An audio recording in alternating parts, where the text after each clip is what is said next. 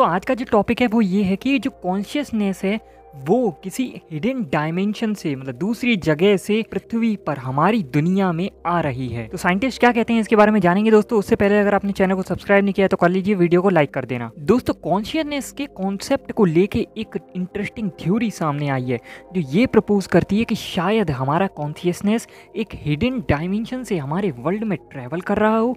ये theory suggest करती है कि हम जो रियलिटी एक्सपीरियंस करते हैं वो सिर्फ हमारे लिमिटेड सेंसरी परसेप्शन का रिजल्ट है। ऐसे में कॉन्शियसनेस एक अलग डायमेंशन से लिंक्ड हो सकता है जो हमारी फिजिकल रियलिटी से परे है और हमारी समझ से भी बाहर है।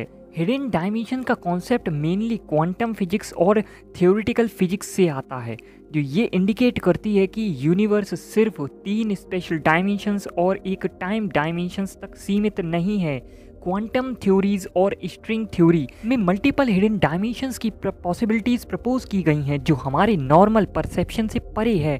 कुछ साइंटिस्ट और फिलोसोफर्स का मानना है कि अगर ये हिडन डायमेंशंस एग्जिस्ट करते हैं तो ये कॉन्शियसनेस के नेचर और ओरिजिन्स को समझने में हेल्प कर सकते हैं। इस थ्योरी के सपोर्टर्स कहते हैं कि शायद कॉन्शियसनेस को फिजिकल ब्रेन के न्यूरॉन्स और सिनेप्सिस के फायरिंग के से डिफाइन करना लिमिटेड अप्रोच है।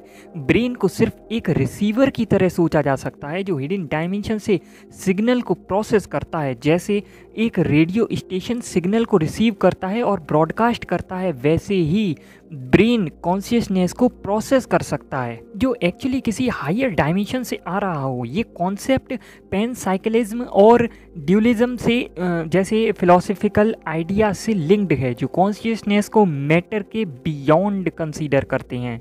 अगर ये थ्योरी करेक्ट है तो इसका मतलब ये हो सकता है कि कॉन्शियसनेस का एक पार्ट हमारी करेंट रियलिटी के बाहर भी एग्जिस्ट करता है।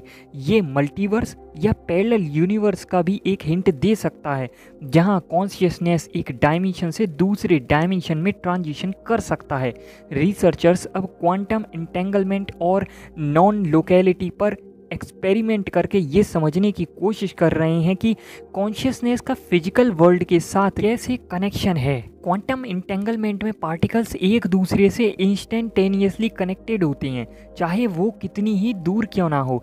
ये प्रॉपर्टी कॉन्शियसनेस और हिडन डायमेंशन के कनेक्शन को समझाने में हेल्पफुल हो सकती है और इसके बारे में मैंने एक अलग से वीडियो बनाई हुई है, लिंक आई बटन में मिल जाएगा, जाके चेकआउट कर सकते हो इस वीडियो के बाद। प्रेविका जी कहती हैं कि कॉन्शियसनेस एक्चुअली में फिजिकल बॉडी का पार्ट नहीं है और शायद moments of height and awareness में ये फिजिकल लिमिटेशंस को ट्रांसेंड कर सकता है। इसका मतलब ये है कि ब्रेन की नॉर्मल एक्टिविटी कॉन्शियसनेस को डिफाइन नहीं करती, इंस्टेड ये एक हायर रियलिटी से कनेक्टेड हो सकती है। और अगर हम इन सब चीज़ों को समझना चाहते हैं तो हमें इन हिडन डायमेंशंस को एक्सप्लोर करना पड़ेगा जो हमारे यूनिवर्स के बियॉन्ड है। हाइपर डायमेंशनैलिटी थ्योरी का एक सिग्निफिकेंट एस्पेक्ट ये भी है कि हम अपने माइंड और मैथमेटिक्स के थ्रू हायर डायमेंशन को कंसीव कर सकते हैं। अब ये सुनना ये महत्वपूर्ण है कि प्रेविका जी कहते हैं कि ये एबिलिटी जो बायोलॉजी से परे है इंसानों के लिए एक गिफ्ट है जो कॉन्शियसनेस के ट्रांसीडेंट नेचर को दिखाता है। अगर ये थ्योरी सही साबित होती है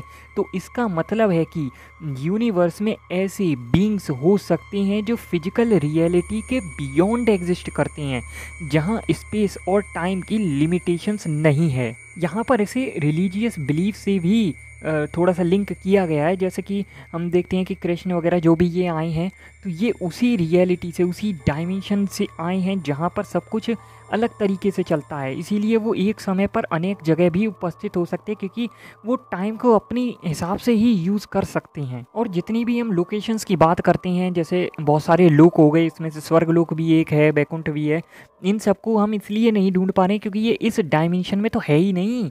हम 3 डायमेंशन में रहते हैं, वो इससे हायर डायमेंशन में है। और ये सब मैं नहीं कह रहा, ये सब प्रेविका जी है, मतलब इन्होंने थोड़ा सा आइडिया लगाया है थोड़ा सा कि ऐसा हो सकता है। यहाँ पर एक और चीज़ आती है कि जो हायर डायमेंशन में हैं वो तो ट्रैवल कर सकते हैं यहाँ से वहाँ, या कुछ ऐसा सिस्टम होता है जैसे कि हमारी सोल को भी ले लो, वो भी हो सकता है कि ट्रैवल कर सकती हो इस डायमेंशन से दूसरे डायमेंशन में। पर हम इस भौतिक शरीर से एक डायमेंशन में दूसरे डायमेंशन में शायद से नहीं जा सकते। अब हो सकता है कि फ्यूचर में हम कुछ ऐसी टेक्नोलॉजी बना लें जिससे जा सकें। इसे स्ट्रिंग थ्योरी से भी लिंक्ड माना जा सकता है। जैसे स्ट्रिंग थ्योरी को प्रेविका जी जो है हाइपर डायमेंशनैलिटी थ्योरी का एक एग्जाम्पल मानती हैं, जो ये एक्सप्लेन करती है कि यूनिवर्स सब क्वांटम स्केल पर कैसे स्ट्रक्चर्ड है और कैसे छुपी हुई डायमेंशंस हैं जो हमारे लिए इनविजिबल हैं। हालांकि कुछ साइंटिस्ट इसे सही नहीं मानते हैं। वो कहते हैं कि जब हम कुछ चीज़ें समझ नहीं पाते तो हम इस गैप को ऐसे ही मतलब भरने की कोशिश करते हैं।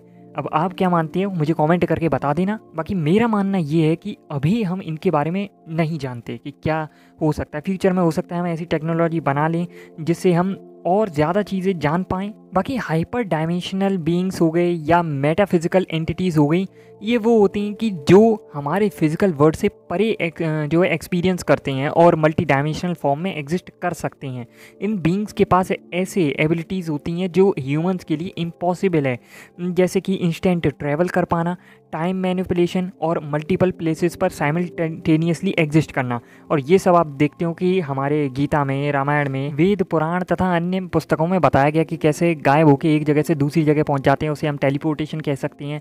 और जो हमारे रामायण में परशुराम जी का भी एक किस्सा आता है कि मन की गति से वो ट्रैवल कर सकते थे। तो ये वो एबिलिटीज़ हैं जो 3D वर्ल्ड में पॉसिबल नहीं है, कम से कम हमारे लिए तो नहीं है, क्योंकि हम टाइम और स्पेस के दायरे में रिस्ट्रिक्टेड हैं, पर वो नहीं है। कुछ लोग हैं जिन्होंने अपने नियर डेथ एक्सपीरियंस को शेयर किया है, तो वो कहते हैं कि हमारी जो सोल है बॉडी से बाहर निकल गई थी और कुछ चीज़ों के बारे में ऐसे बताया, तो उससे ये सब अंदाज़ा लगाया जाता है। बाकी आपका क्या मानना है कमेंट करना, क्योंकि अभी तक हमारे पास ऐसी टेक्नोलॉजी नहीं है कि हम एकदम प्रूफ दे सके इसके बारे में। बाकी और वीडियोज़ को जरूर चेकआउट करना, बहुत सी अमेजिंग वीडियोज़ मैंने बनाई हुई है।